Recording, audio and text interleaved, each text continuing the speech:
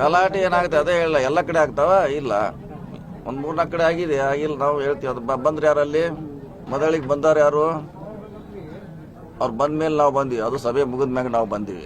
ಸಭೆದಾಗ ಮುಂದೆ ಉಡ್ದವ್ರು ಯಾರು, ರಮೇಶ್ ಕತ್ತಿ ಅವ್ರು ಮುಂದೆ ಗಲಾಟೆ ಮಾಡಿಸಿದ್ರು.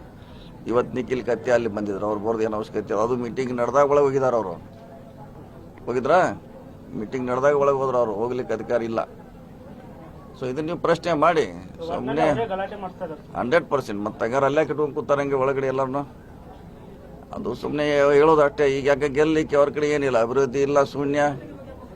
TC ಕುಣಿಸಿಲ್ಲ ಜನ, ನಿರ್ಧಾರ ಜೊತೆ ನಾವು ಮಾಡಿದ್ದೀವಿ. ಜನ ಈಗ ಪ್ರಶ್ನೆ ಮಾಡ್ತಾರಂತ, ನಾವು ಜಾತಿ ಹೊರಗಿನವರು, ಇವೆರಡವರು ಬ್ರ್ಯಾಂಡ್ ಬಾಗೇವಾಡಿ. ಈಗ ಹೊರಗಿನವರು ಜಾತಿ ಎರಡೇ, ಈಗ ಅವ್ರ ರಕ್ಷಣೆ ಮಾಡೋದು ಅದು ಮಾಡೋಲ್ಲ. ಜನ ನೋಡ್ತಾರೆ ಯಾರು ಅಭಿವೃದ್ಧಿ ಮಾಡ್ತಾರೆ, ಅವ್ರು ಪರವಾಗಿರ್ತಾರೆ.